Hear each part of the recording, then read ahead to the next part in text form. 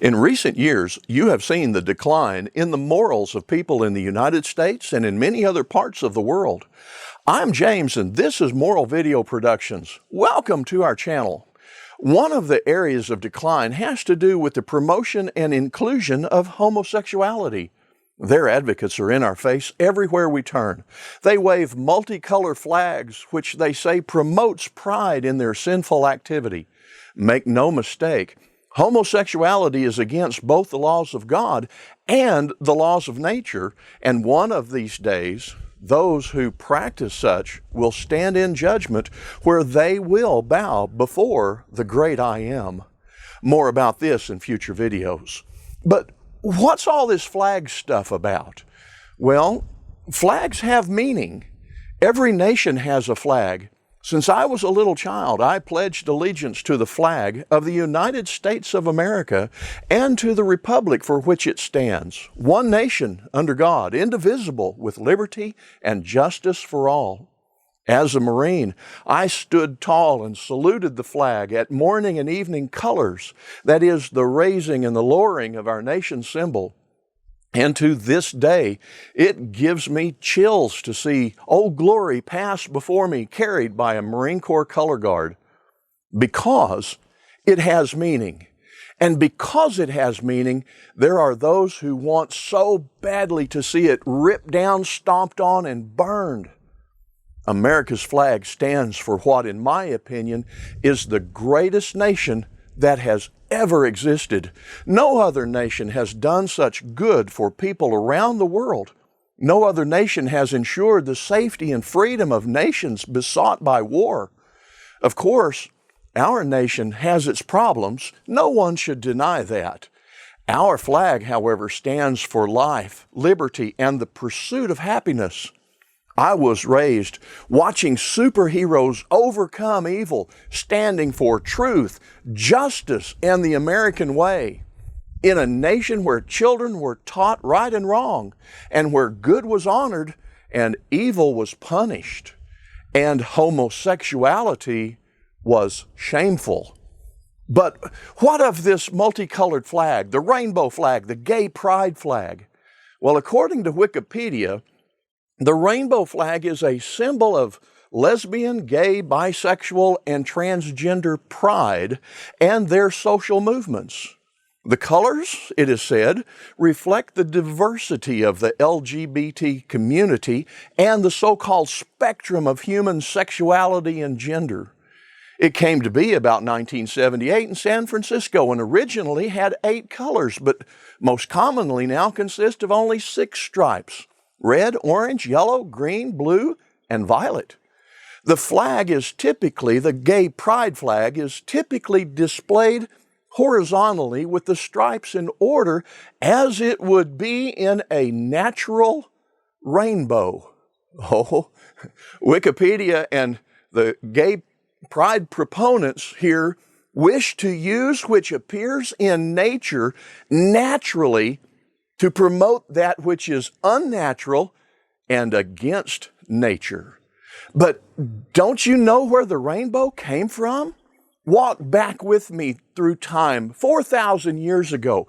It was a time of Noah, who lived in a world that had become so immoral.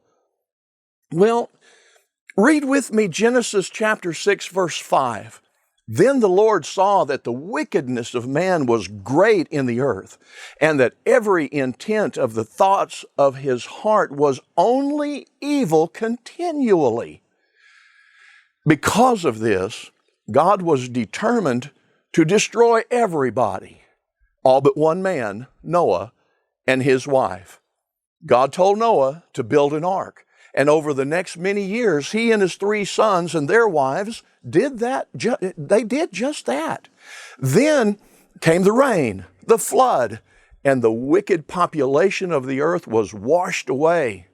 Read through Genesis chapters 7 and 8 for the rest of the story. But now in Genesis 9, verse 13, God said, "I set my rainbow in the cloud, and it shall be for the sign of the covenant between me and the earth." It had likely not rained on earth before those drops of water started falling on the heads of evil men and women of Noah's day. But the flood waters receded, the clouds parted, and no one had before seen such a sight as the multicolored wonder, God's bow in the sky. But it has been there ever since that day, and we continue to see it in our time. And we need to remember that it was put there by God, who spoke, and the heavens and the earth came to be. So now when we see people corrupt in their own evil actions, waving rainbow flags, we need to thank them for pointing us back to God's promise to never again destroy the world by flood, and bringing to mind that God's anger against evil will be felt again on the day that those who practice sin will depart into eternal punishment. But wait, Jesus came into the world to seek and to save those who are lost.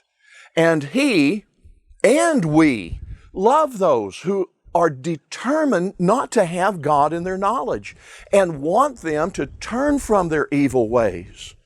The Apostle Peter reminds us in 1 Peter 3, verses 18 and following, "For Christ also suffered once for sins, the just for the unjust."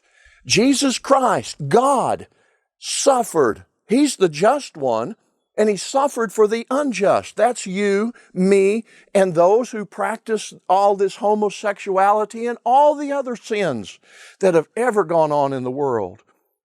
He suffered for the just and the just for the unjust, that He might bring us to God, being put to death in the flesh, but made alive by the Spirit, who formerly were disobedient. Now he's pointing the fingers all the way back 4,000 years ago to the time of Noah, when once the divine long-suffering waited in the days of Noah while the ark was being prepared, in which a few, note that word, few, in which a few, that is 8 souls, were saved through water.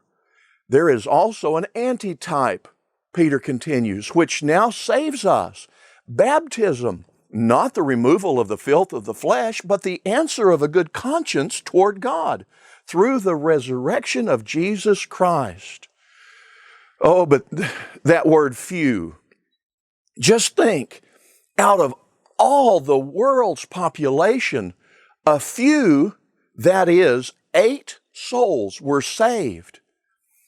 You know, we also see that word few in another verse.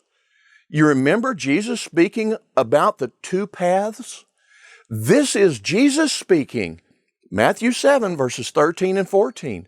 Jesus said, "Enter by the narrow gate, for wide is the gate and broad is the way that leads to destruction, and there are many who go in by it. Because narrow is the gate and difficult is the way which leads to life, and there are," here's that word, "few who find it." If nothing else in this lesson gets your attention, that should. Few. Are you among the few, or are you following a multitude to do evil?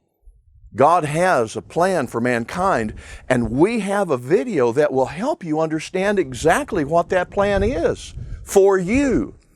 Follow the link in the description to God's plan for mankind. We want you to be among the few that find the right path. Every time you see someone waving the pride flag, remember where it originated. Not in San Francisco in 1978, but 4,000 years ago when God put His bow in the clouds. Let's take back the rainbow. Thanks for watching. Contact us if you have questions. Please click the like button, share this video and other MVP videos as well. Subscribe to our channel and leave us a comment. I know that there are those who would love to quote Jesus as He said in Matthew 7, "Judge not."